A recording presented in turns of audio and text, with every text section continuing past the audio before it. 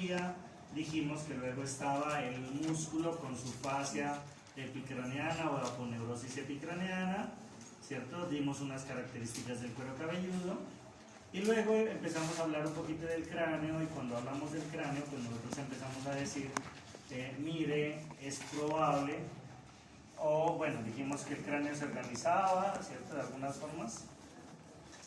Lo que nos interesaba era el neurocráneo, y nosotros dijimos, mire, es probable que ese neurocráneo se lesione y me genere un trauma craneoencefálico, ¿cierto?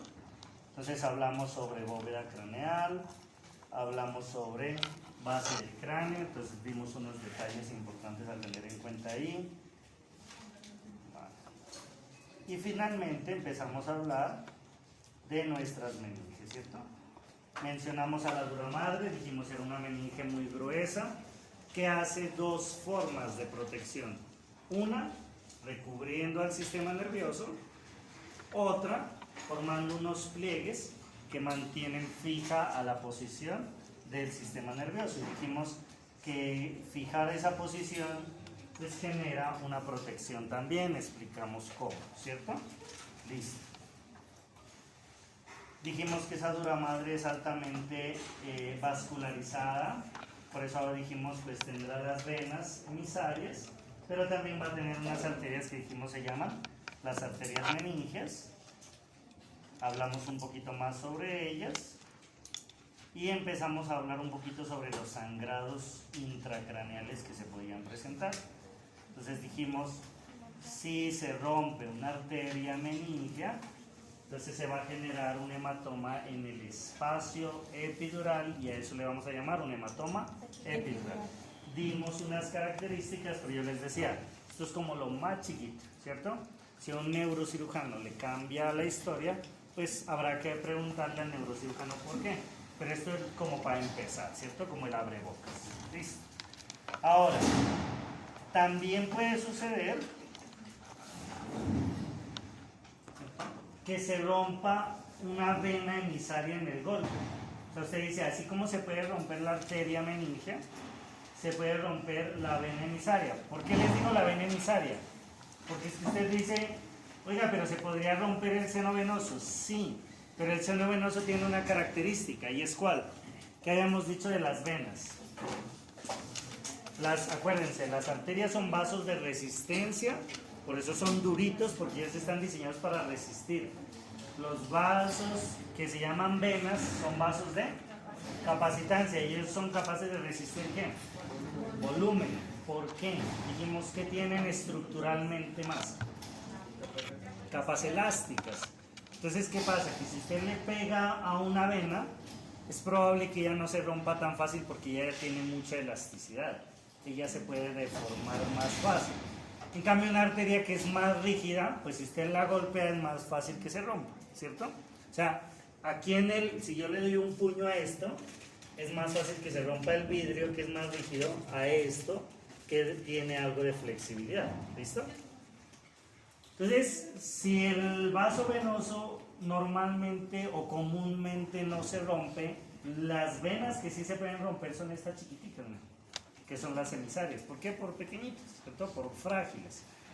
Otra vez, el curso es muy pequeño. Si hacia alguno de ustedes en algún momento me llega a decir, oiga, pero esto también se puede romper, yo le digo, sí, tienen toda la razón. Y si se rompe una vena, sería en el espacio epidural y formaría un hematoma. Entonces te dice, o sea que yo no puedo decir tan fácilmente que el hematoma epidural es de origen arterial, porque también puede ser venoso. Y yo le digo, sí. Pero esos son detalles cuando uno ya está más grande, ¿listo? ¿Por qué? Porque un hematoma epidural puede ser venoso, sí, pero eso es rarísimo, rarísimo. Entonces uno dice, pues, ¿para qué nos vamos a aprender lo rarísimo? Si ustedes dicen, estamos cansados, ¿cierto? De estudiar todo lo común, pues, ¿para qué les enseña uno lo raro? ¿Cierto? Ok. Entonces, ¿se pueden dañar las venas? Sí. ¿Cuáles sobre todo? Las emisarias. Y cuando las venas emisarias se rompen, van a sangrar en el espacio subdural. ¿Listo? Entonces, así como dijimos que cuando una arteria meningia se rompe, sangra en el espacio epidural, una vena emisaria también se puede romper, pero cuando se rompe generalmente, o sea, lo común es que sangre en el espacio subdural. ¿Listo? Y entonces te dice, ok, y como no tiene mucho sitio para extenderse, entonces tampoco va a formar una hemorragia, sino que también va a formar un hematoma, ¿listo? Que se va a llamar hematoma subdural, ¿cierto? Como es un sangrado que va a estar localizado, se va a llamar hematoma. Y como va a estar localizado en el espacio subdural, pues se va a llamar hematoma subdural. ¿Listo? Subdural. Entonces, características: ubicación en el espacio subdural, origen, pues es venoso, y si es venoso la velocidad es lenta, porque como es venoso la sangre va a alta o baja presión. A baja presión, entonces por eso es un sangrado lento.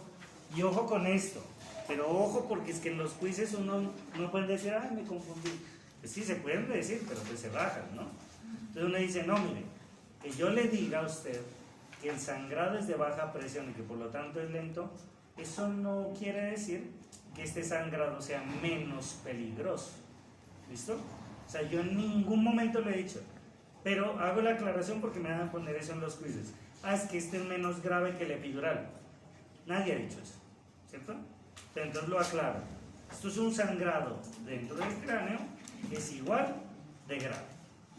La diferencia es que mientras el otro es rapidísimo, de segundos, minutos o máximo horas, este se demora más, ¿cierto? ¿Este cuánto se demora? Horas, se puede demorar días o incluso meses en completarse el sangrado. Que yo les decía, en completarse, ¿qué quiere decir? En que se forma el sangrado y mata al paciente. Mientras que el hematoma epidural, que es arterial, ese me puede matar en segundos, ¿cierto? Se llena el sangrado de una y me mata en segundos. Este se puede demorar, vuelvo a decirlo, días, ¿cierto? Se puede demorar, ¿cierto? Bueno, horas, días, semanas o meses. O sea, ¿listo? que para que aparezca el sangrado va a ir, o sea, como dice, lentamente, y se va a Muy ir formando lentamente. el coágulo, digamos, despacio. Se va formando el sangrado, el coágulo despacito. ¿Y eso qué quiere decir? Eso quiere decir que si es muy lento puede pasar el siguiente cuadro. Llega un paciente, se golpea, usted lo recibe en urgencias y uno le dice, ¿qué pasó? No, es que me dio un golpe durísimo, me desmayé 3 segundos. Entonces usted dice, uy, uno no se tiene por qué estar desmayando, está bien, le voy a tomar una neuroimagen. Usted le toma la neuroimagen, ¿cierto? Y no encuentra nada. Y usted dice, lo voy a dejar 12 horas en observación porque igual se desmayó. Y lo deja 12 horas y no encuentra nada. Entonces usted dice, ah, no, parece que nada pasó, váyase para la casa. Y por ahí a los 3 meses, el paciente llega ahí, me duele la cabeza durísimo, cambio el comportamiento o empiezo a convulsionar, algo de daño neurológico hace. ¿Listo? Por eso, usted será que, o mejor dicho, usted como médico o cualquier médico, ¿será que tiene que preguntarle a un paciente que llega por dolor de cabeza o por daño neurológico? ¿Será que una pregunta válida es, ¿se golpeó la cabeza? Sí. Sí, ¿cierto? ¿Y será que me interesa si se golpeó la cabeza ahorita? ¿O también me interesa saber si se golpeó la cabeza hace 5 meses? Sí, también. Yo dije que el subdural dura años. No. No, entonces uno no puede andar, uy, ¿no será que esas convulsiones que me dieron fueron? Yo tengo 45 años, a mí me dicen que cuando tenía 2 años me golpeé la cabeza. No me cuadra, ¿me entienden? O sea, eso ya no me cuadra. Pero si uno le dice, oiga, el paciente se ha golpeado, y el familiar dice, pero se golpeó como hace 2 meses. ¿Y duro? No, sí se dio durísimo. ¿Y lo trajeron a urgencia? No, porque estaba bien. Y después, no, si después siguió bien y nosotros pues nos relajamos. Entonces te dice, 2 meses, sí, eso sí puede ser. Me toca tomar la neuroimagen para ver qué. ¿Listo? Y entonces el sangrado es este, miren. Resulta que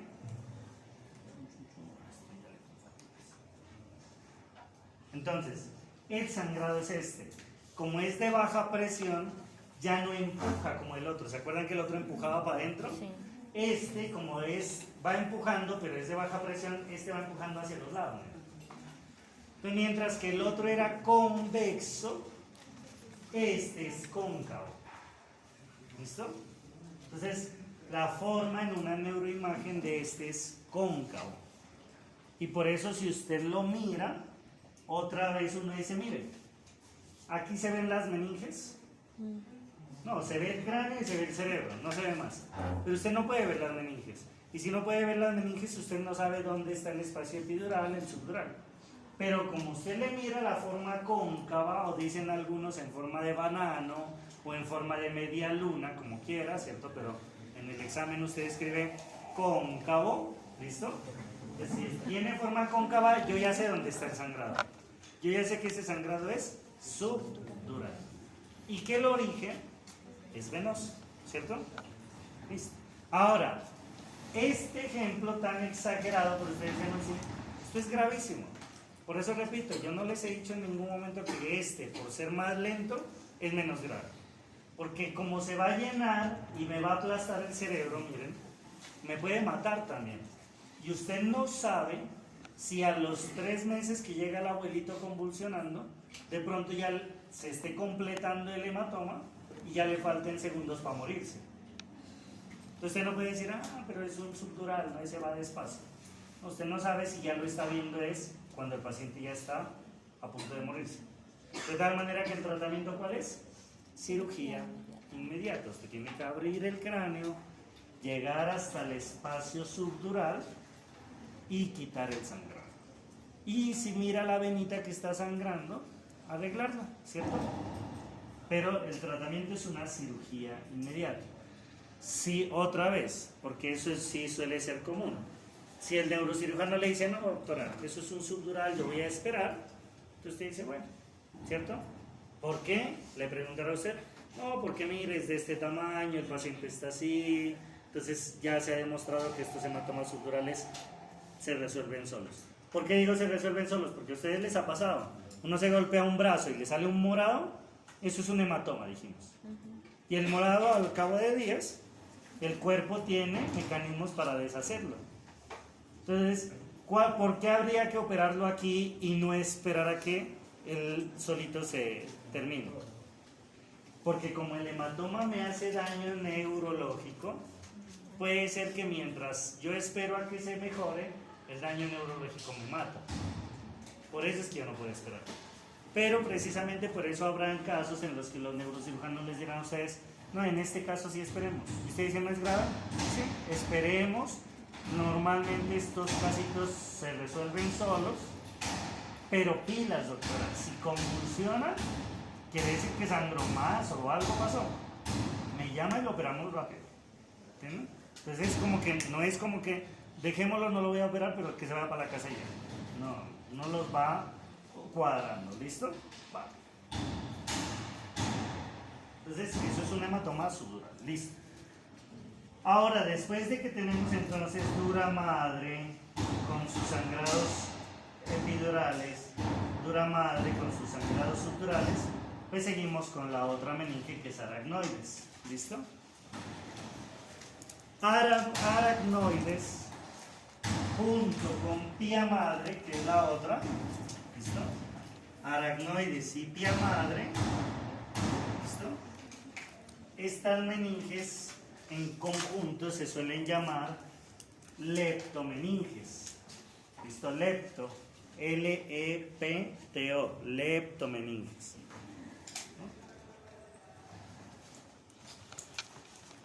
¿No? Leptomeninge significa meninge delgada. O sea, mientras dura madre se llamaba paquimeninge porque era una meninge gruesa, entonces aracnoides y pía madre se llaman leptomeninges porque son meninges delgadas. ¿Listo?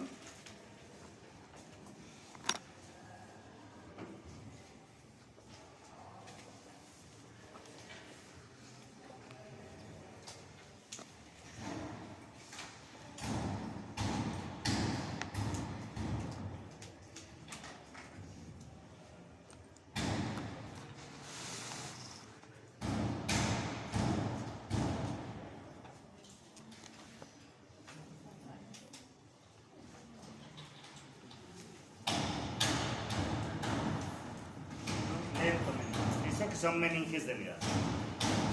¿Qué pasa entonces con aracnoides? Aracnoides se caracteriza por ser una meninge delgada y además por ser una meninge avascular. ¿Listo? Avascular. O sea, no tiene vasitos sanguíneos. Y por eso esta meninge es transparente, que es la que ustedes ven aquí. ¿No? Es transparente. ¿Listo? Ah, una cosa que me faltó decirles de dura madre. Dura madre, además de ser vascularizada, es inervada, ¿no? O sea, ¿qué quiere decir? Le llegan nervios, ¿cierto? ¿Y qué hace un nervio? ¿O qué es un nervio primero? Un conjunto de... Sí. ¿Un conjunto de qué? De axones. Y si es un conjunto de axones, ¿qué hace un nervio? Lleva información. Y si lleva información, ¿qué tipo de información puede llevar? O sensitiva, ¿cierto? Bueno, sensitiva que la lleva al sistema nervioso central, o de respuesta que la trae del sistema nervioso, ¿cierto? Entonces, aferente, sensitiva, ¿cierto? O eferente. ¿Se acuerdan los órganos para dar respuesta? ¿Cuáles eran? Los órganos efectores. Acuérdense, esto ya lo vimos. Para usted dar respuesta, usted dice, si es voluntario, ¿cuáles son los órganos? Músculos, esquelético. Pregunta, ¿esto es músculo esquelético? No. ¿Y si es involuntario? Músculo liso. ¿Eso es músculo liso? No. ¿Músculo cardíaco? ¿Es un corazón? No. ¿Glándulas? ¿Eso es una glándula? No. Por lo tanto, usted dice, eso no es ninguno de estos. Por lo tanto, ¿qué manda cuando yo les digo que una dura madre es muy inervada? ¿Qué información viajará por los nervios de la dura madre? ¿Sensitiva o de respuesta? Entonces usted dice, sensitiva, de respuesta no puede haber, porque la dura madre no es ninguna de estas cosas. ¿Vale? ¿Qué quiere decir? Que usted no le puede decir a una dura madre que se mueva, porque no es ninguna de estas. Pero ¿será que una dura madre duele? Usted dice sí, porque como le llega un nervio, manda información sensitiva. ¿Listo? Entonces, en algunas cefaleas, a usted le va a doler o el cráneo, en algunas cefaleas le va a doler el cuero cabelludo, o en algunas cefaleas le va a doler la dura madre. ¿Listo? Entonces, ¿listo? Entonces, cuando un paciente dice me duele la cabeza, pueden ser muchas estructuras. Una de esas estructuras que puede doler es la dura madre. ¿Listo? Porque la dura madre tiene inervación. Aclarado eso, pues volvemos otra vez a aracnoides. Es una meninge delgada que se caracteriza por ser avascular. Y al ser avascular es transparente, les decía yo. Esa sí la van a ver abajo cuando veamos un cerebro. ¿Listo? Pero para que se hagan una idea de cómo es un aracnoides, yo creo que todos, y si no háganlo, yo creo que todos han hecho ese ejercicio de ponerse colbón en las manos y dejar que se seque, ¿no? Sí. Y después quitan esa membrana, ¿no? Es una membrana delgadita, como transparente. Así es un aracnoides. ¿Listo? Ahí ya no entra el ruido. ¿Listo? Entonces, miren, así es un aracnoides. ¿Listo? Ustedes ven dura madre acá arriba. Obviamente ustedes entenderán que acá arriba está el espacio epidural. Aquí tienen aracnoides, entonces ustedes entenderán que debajo de la dura madre está el espacio subdural y aquí está el aracnoides. ¿Quién está debajo del aracnoides? El espacio subaracnoideo. Y eso sí fue importante porque les dije, no se olviden que en el espacio subaracnoideo está el líquido cefalorraquídeo. ¿Listo? Usted tiene líquido cefalorraquídeo en este espacio subaracnoideo. ¿Listo? Ahí también la vuelven a ver otra vez al aracnoide. ¿Listo? Aracnoide es una meninge que es avascular, por eso es transparente y es delgadita. De una vez, recomendación: el día que vayamos a ver un cerebro, de pronto, no sé, pero de pronto yo puedo coger un poquito de aracnoides y sacarla para que la vean que es delgadita. Eso no quiere decir que ustedes a cada cerebro que le van a aracnoides le van a arrancar la aracnoide. ¿Listo? No, listo, solamente de pronto yo les muestro para que lo vean y nada más, ¿vale? Porque esto es tan delicado, pues que si todo el mundo coge a arrancar eso, pues se arranca y lo dejan al pobre cerebro desnudo. ¿Ah? La aracnoide no es inervada. ¿Listo? Ok.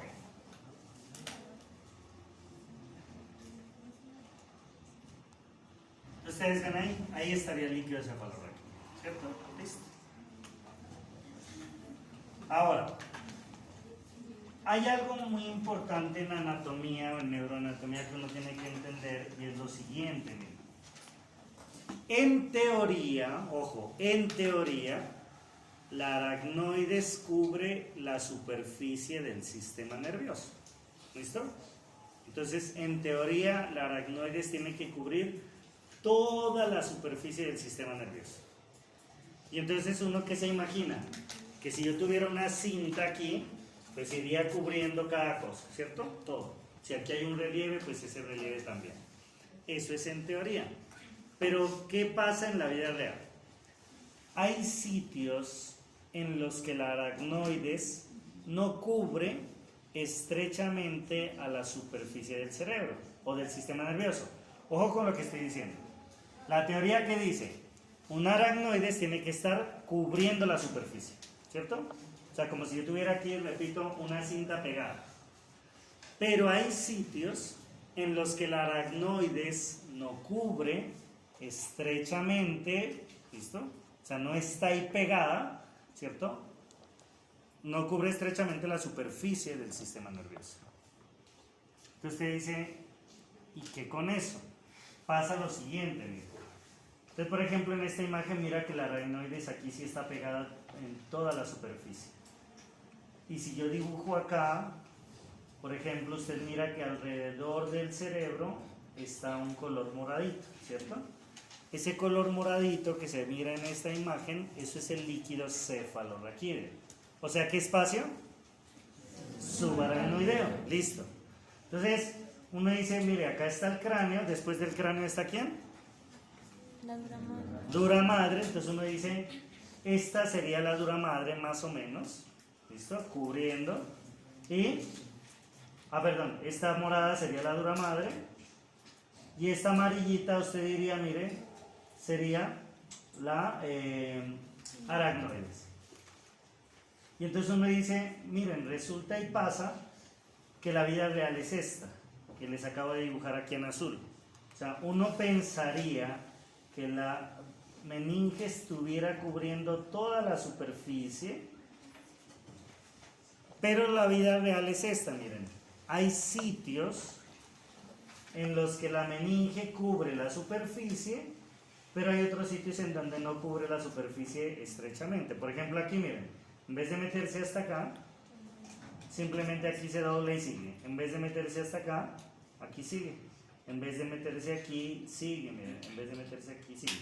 ¿Eso qué quiere decir?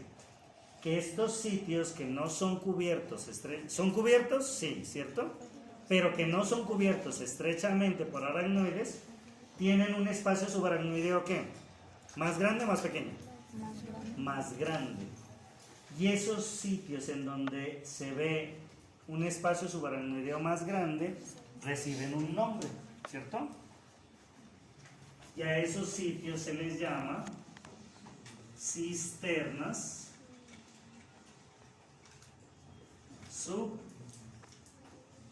subaracnoideas. Entonces vuelvo a repetirlo. En teoría, la aracnoides cubre toda la superficie del sistema nervioso. Toda, en teoría. Pero hay sitios en los que el aracnoides no cubre estrechamente esa superficie. ¿Listo? Entonces, en teoría el aracnoides cubre toda la superficie, pero hay sitios en donde el aracnoides no hace un cubrimiento estrecho de esa superficie. De tal manera que el espacio subaracnoideo es más grande en esos sitios. A ese sitio en donde usted mira más grande al espacio subaracnoideo, le vamos a llamar cisternas subaracnoideas. ¿Listo?